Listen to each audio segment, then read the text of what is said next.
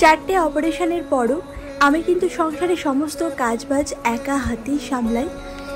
আর অপারেশনের হবার পরেও আমি খুব একটা বেশি দিন কিন্তু বসেও ছিলাম না, সংসারে কাজে লেগে পড়েছিলাম। তো সমস্তটাই কিন্তু মনের জোরেই করে থাকি। তো তোমাদের সাথে আজকে সেটাই শেয়ার করব। আশা করছি আজকের ভিডিওটি তোমাদের দেখতে খুব ভালো লাগবে। তো ভিডিওটি কেমন লাগলো আমাকে প্লিজ একটা কমেন্ট করে জানিও। আর ভালো লাগলে আমার চ্যানেলটিকে সাবস্ক্রাইব করে আমার পাশে থেকে যেতে পারো।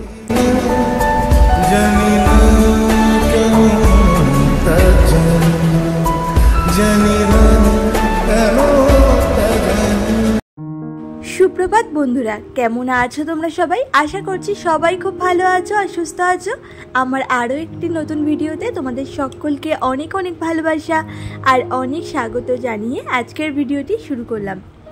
আর আজ হলো রবিবার আর এখন সময় হয়েছে ঠিক সকাল 7টা। তো চলো এখন থেকে ভিডিওটি স্টার্ট করে দিই। আর আজ তো মামামের স্কুল ছুটি আছে, তো ওই জন্য তো ঘুমাচ্ছে, বিছানাটা তো এখন তুলতে পারবো না। তো সকালবেলায় ঘুম থেকে উঠে বাইরের যে বাসি কাজকর্মটা থাকে সেই সমস্তগুলো কিন্তু হয়ে গেছে। তারপরে ব্রাশ করেছিলাম, একটু চাও খেয়ে নিয়েছিলাম।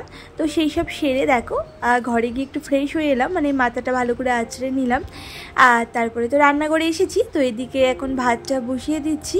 তো ভাতটা আগে বসিয়ে দিলে একটা সুবিধা কি হয় বলো তো, ওই যে তরি তরকারি যা যা রান্না করব সেগুলো আমি কেটে নেব। আর তারপরে গ্যাসটাও ফাঁকা হয়ে যাবে, ভাতটা হয়ে গেলে দুই দিকে দুটো বসিয়ে দেবো, খুব তাড়াতাড়ি কিন্তু রান্নাটাও কমপ্লিট হয়ে যাবে। তো আমি ওই জন্য কিন্তু আগে ভাতটা বসিয়ে তারপরে বাদবাকি কাজটা শুরু করি আর কি। তো সেটাই করছি দেখো। তো এখন আবার চলে এসেছি ঘরে, কিছু সবজি এখান থেকে নিয়ে যাব। আজ তো আবার রবিবার, আর রবিবার করে আমাদের তো নিরামিষই খাওয়া হয়। আর জানো তো আমার কিন্তু এই 2024 সালটা খুব খুব খারাপ কেটেছে। তোমাদের কেমন কেটেছে আমাকে অবশ্যই কমেন্ট করে বলো। কারণ এই 2024-এ জানো তো আমার পরপর দুটো অপারেশন হয়েছে।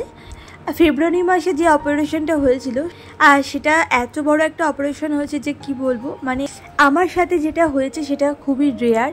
মানে এরকম যে হয় আমি তো কোনোদিনও শুনিনি, জানতামও না। আমার জানো তো ভুল জায়গায় বেবি এসেছিলো, তার জন্য ওই মানে একটা টিউবের মধ্যে এসেছিলো। আমাদের মেয়েদের নাকি পেটের ভেতরে দুটো টিউব থাকে, তো ওই একটার মধ্যে না এসে গেছিলো, ওখানে আসে না, তো সেই জন্য ওখানে বাস্ট করে গেছিলো। তো তারপরে তো মারাত্মক পেটে যন্ত্রণা করছিল, আর শরীরে সমস্ত রক্ত তো একদম পেটে গিয়ে জমছিল। আর ওই জন্য আমার একদম রক্ত শূন্য হয়ে গেছিলো, প্রেশার ফল্ট করে গেছিলো জানো। তার জন্য আমার মানে অজ্ঞান হয়ে যাচ্ছিলাম, বারবারই সেন্সলেস হয়ে যাচ্ছিলাম, পড়ে গিয়ে তো কপাল টপাল ফেটে একাকার অবস্থা। তারপরে ওই অবস্থায় হসপিটালে নিয়ে যায়, সঙ্গে সঙ্গে আমাকে মানে আমার ব্লাড গ্রুপ কি সেটা চেক করে তোমাদের দাদাভাইকে দিয়ে বনসই করিয়ে ওটিতে ঢুকিয়ে দিয়েছিল, সাথে সাথে অপারেশন করেছিল। আর ভর্তি করার সময় না ওরা ভর্তি নিতেও চাইছিল না, বলছিল আমার এমন কন্ডিশান আমাকে ট্রান্সফার করতে হবে। তো অনেক বলে কয়ে ট্রান্সফারটা আটকানো গেছে। তো যাই হোক, তারপরে তো হসপিটালে গিয়েও না একবার সেন্সলেস হয়ে পড়ে গেছিলাম, ওখানে গিয়েও আমার মাথা ফেটে গেছিলো, এমনকি ঠোঁটের উপরটা ফেটে গেছিলো। তো খুব খারাপ অবস্থা ছিল, মানে একদম মানে মরে যাবার মতো। আর ডক্টররা তো বলেই ছিল এরকম হলে নাকি 99% মানুষ মারা যায়, খুব কম মানুষ নাকি বাঁচে, মানে খুবই রেয়ার আসলে। তো আমাকে বাঁচানো যাবে কি না কোনো ঠিক ছিল না, মানে ডাক্তাররা বলেই দিয়েছিল যে আমরা চেষ্টা করছি, তারপরে বাকিটা ভগবানের হাতে। তো সাথে সাথে কিন্তু আমার ওই জন্য অপারেশন হয়েছিল, মানে ইউএসজিটা টেস্ট করেই সাথে সাথে না আমাকে ওটি করতে হয়েছিল, মানে এতটাই খারাপ অবস্থা। আর তার জন্য তো আমাকে 8 বোতল রক্ত দিতে হয়েছিল। আর জানো তো আমার 2 হাতের চ্যানেল করেছিল, এক হাতে তো স্যালাইন চলছিল আর এক হাতে রক্ত চলছিল। তো এমন বাজে অবস্থা হয়েছিল, তার উপরে তো শ্বাসকষ্ট শুরু হয়ে গেছিলো। তো সব মিলেমিশে কিন্তু একদমই মরণাপন্ন হয়ে গেছিলাম, মানে মরে যাবার মতোই। আমি তো নিজেই বিশ্বাস করতে পারিনি যে আমি বেঁচে যাব। তো ভগবান হয়তো চাইনি যে আমার সন্তানের থেকে আমি দূরে চলে যাই, ও তো তাহলে মাহারা হয়ে যাবে, তার জন্যই হয়তো আমাকে বাঁচিয়ে দিয়েছিল। আর এত কষ্ট তো আমি সহ্য করেছি, তারপরেও জানো তো বাড়ি এসে খুব একটা বেশি দিন কিন্তু রেস্টও নিইনি। আবার আমাকে জানো তো সিজার করতে হয়েছিল, কারণ ওই যে বাস্ট করেছিল যেহেতু, তাই সিজার করে কিন্তু সমস্তটা বার করতে হয়েছে। পেটে তো ব্লাড জমে গেছিলো, সমস্তটাই সিজার করেই করতে হয়েছে। তারপরে টিউবটা কেটে বাদ দিতে হয়েছে। তো সেই অবস্থায় ওই 20-25 দিন মতো রেস্ট নিয়েছিলাম, তারপরেই কিন্তু কাজ বাজে লেগে পড়েছিলাম। তো সমস্তটাই মনের জোরেই। আর বাড়ির বউ যদি সংসারে হালটা না ধরে, সংসারের অবস্থা বুঝতেই পারছো কী হয়। এই সংসারকে কিন্তু সাজিয়ে গুছিয়ে রাখতে পারে একমাত্র বাড়ির বউরাই। কখন কার কোনটা লাগবে, কখন কার কোন জিনিসটা দরকার, সবটাই কিন্তু আমরাই খেয়াল রাখি। আর সেই আমরাই যদি অসুস্থ হয়ে পড়ে থাকি, তাহলে এই সংসারটা না একদম ছন্নছাড়া হয়ে যায়। যে যাই বলুক, সংসারে সকলের মুখে হাসি ফোটানোর জন্য আমাদের বাড়ির বউদের কিন্তু মূল্য অপরিসীম। আমাদেরকে অনেকেই মূল্যহীন মনে করে ঠিকই।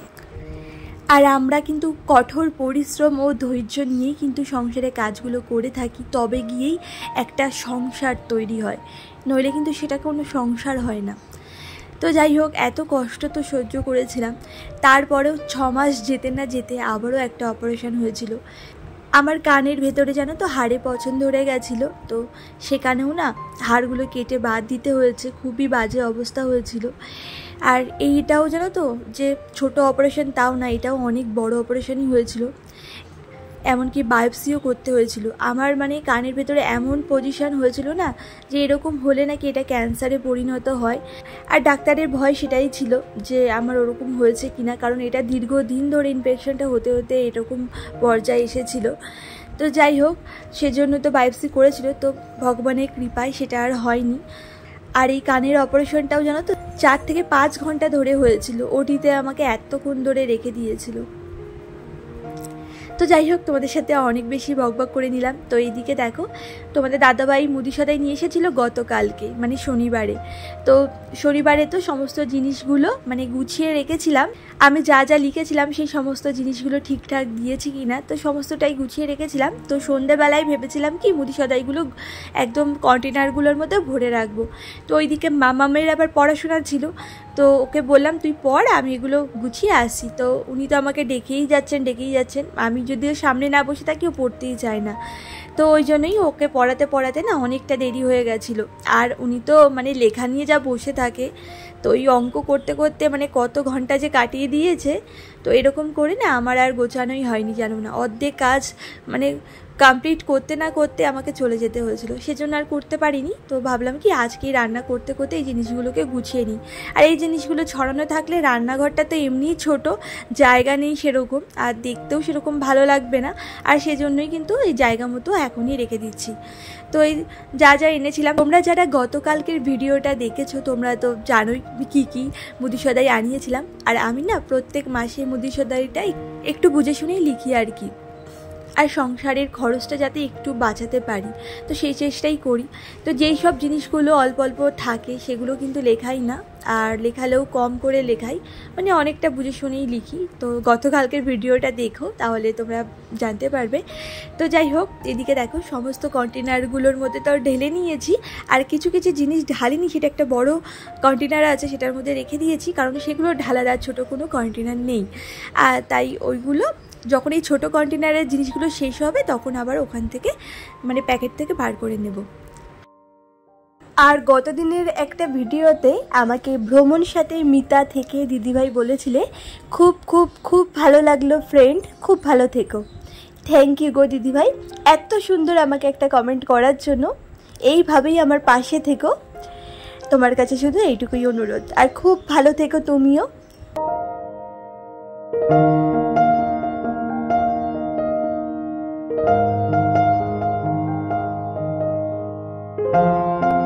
আর প্রত্যেকটা কন্টেনার কিন্তু একটু মুছে নিচ্ছি, কারণ রান্নাঘরে তো চিমনি লাগানো নেই, বড্ড বেশি তেল ছিটে হয় জানো না। আর সেজন্যই না ওই যে সপ্তাহে একদিন করে হলেও আমি সমস্ত কন্টেনারগুলোকে না মুছে নিই। আর যেই সব কন্টেনারগুলো মানে প্রতিদিন ইউজ হয় বেশি, যেমন হলুদ গুঁড়ো, জিরার গুঁড়ো, লঙ্কার গুঁড়ো, এই সমস্ত জিনিসগুলো তো ডেলি ইউজ হয়। তো সেই সমস্ত জিনিসগুলো ওই হালকা হাতে কিন্তু ওই প্রতিদিনই ক্লিন করে থাকি। আর বাদ বাকিগুলো তো সেরকম একটা ডেলি তো আর সব কিছু রান্না হয় না, সেরকম একটা লাগে না, তো সেগুলো তো করা হয় না, ওই জন্য সপ্তাহে একদিন করে নিই।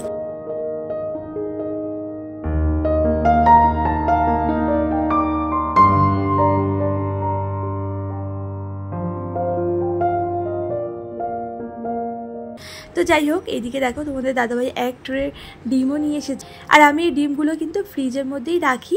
তো একটা প্লাস্টিকের ট্রে কিনে নিয়েছিলাম, এটা কিন্তু 35 টাকা নিয়েছিল। তো এটার মধ্যে সমস্ত ডিমগুলো ধরে যায় আর ফ্রিজে রাখতে হবে সুবিধা হয়। আর ওই কাগজের যে ট্রেটা আছে ওটা তো ভিজে যায় ফ্রিজে রাখলে, তো ওটার মধ্যে ওই জন্য রাখি না। ফিরে এলাম বিকেল বেলায়, আর এখন এই গাছগুলোতে জল দেব। এই দুদিন ধরে তার বৃষ্টি হচ্ছে না, তো দেখলাম মাটিটা বেশ ভালো শুকিয়ে গেছে। তো সকালবেলা জল দিয়েছিলাম, তো দুবার করে দিলে ভালো হয়, ওই জন্যই ভাবলাম এখন আরেকবার করে দিই। আর ওই সংসারে কাজবাজ সকাল থেকে করার পর থেকে আর তো ভিডিও করিনি স্নান করার পরে। তো এখনই গাছগুলোতে জল দেবো, তারপরে আর একটু সন্ধ্যা হলে আবার সন্ধ্যাবাতি দিতে হবে। তো সন্ধ্যাবাতিও দেবো, তো চলো দেখতে থাকো। আর আজকে না একটা নতুন গাছও এনেছি জানো তো, মানে একটা টগর ফুল গাছের ডাল নিয়ে এসেছি। তো ডালটা পুঁতে দিলাম, দেখি বাঁচে কি না। শিকড় বেরোলে তো খুবই ভালো, আর না বাঁচলে তো আর কি বলবো। আর অনেক দিন আগে একটা টগর ফুল গাছের ডাল এনেছিলাম, তো সেটা তো বেঁচে গেছে, তো সেটা পুঁতে দিয়েছি। এতদিন তো টবের মধ্যেই পোতা ছিল, তো এখন ভাবলাম টগর গাছটা না মাটিতে পুঁতলেই বেশি ভালো হয়, মানে ভালো করে বড় টড়ো হবে। তো মাটিতেই পুঁতবো। আর আর দেখো আমার গাছে সন্ধ্যা তারা ফুল গাছে কত ফুল ফুটেছে, দেখতে এত ভালো লাগছে। এগুলো তো বিকেলে করেই ফোটে, তোমাদেরকে দেখাচ্ছি দাঁড়াও। আর এই সন্ধ্যা তারা ফুলগুলো থেকে না খুব সুন্দর গন্ধ বার হয় জানো তো, দারুণ সুন্দর গন্ধ। অনেকে তো সন্ধ্যা মালতী ফুলও বলে এগুলোকে। তো যাই হোক, এদিকে দেখো একটা টগর গাছও লাগিয়েছি, আর একটা নীলকণ্ঠর চারাও বেরিয়েছে জানো তো। আর এদিকে দেখো নাক চাপা গাছে কুড়ি চলে এসেছে, কিছুদিনের মধ্যেই এই গাছে ফুলও ফুটবে। তো যাই হোক, এদিকে দেখো তারপরে বাদবাকি সমস্ত গাছগুলোতে জল দিচ্ছি। আর গতদিন না কলার খোসা ভিজিয়ে রেখেছিলাম, তো সেই জলটাও না আগে একটু দিয়ে নিয়েছিলাম। তো বেশি ছিল না, অল্প হয়েছে। তো যেই গাছে এখনও পর্যন্ত কুড়ি আসেনি সেই গাছে না বেশি বেশি করে দিয়েছি, আর প্লেন জলটা সব গাছে দিয়ে দিয়েছিলাম। তো যাই হোক, তারপরে ঘরে এসে নাইটিটা চেঞ্জ করে নিয়েছি, এখন আবার ওই সন্ধ্যাবাতি দেবো, আর সেজন্য আর কি। আর ওইদিকে দেখো মাম্মাম বসে কি করছে জানো না, সারাক্ষণ ওই রং নিয়ে গুলবে, আর এখানে ওখানে সেই রং করেই যাবে। খাটে বসে করছিল, বারণ করেছে, তাই নিচে বসে করছে। আর এই ঘরটা হলো আমার শ্বশুর শাশুড়ি মায়ের ঘর, আর ওনাদের ঘরেই ঠাকুরের আসনটা রয়েছে। তো এখানে না ওই শাশুড়ি মাই বেশিরভাগ সময় পুজো দেন, মানে সকালে তো ঘুম থেকে উঠে উনি আগে স্নান করে ঠাকুর পুজো করে নেন। তো সেরকম একটা ওই জন্য আমাদের কারো দেওয়া হয় না, আমার আর আমার যায়। তো ওনার যখন শরীর খারাপ থাকে বা কোনো কারণে হয়তো দিতে পারছে না, তখন আমি পুজো করি। আর তাছাড়াও প্রতি মঙ্গলবার করে তো আমি পুজো করি, কারণ ওই দিনটা শুধু আমারই জন্য, কারণ আমি ওই দিন না হনুমানজির পুজো করে থাকি।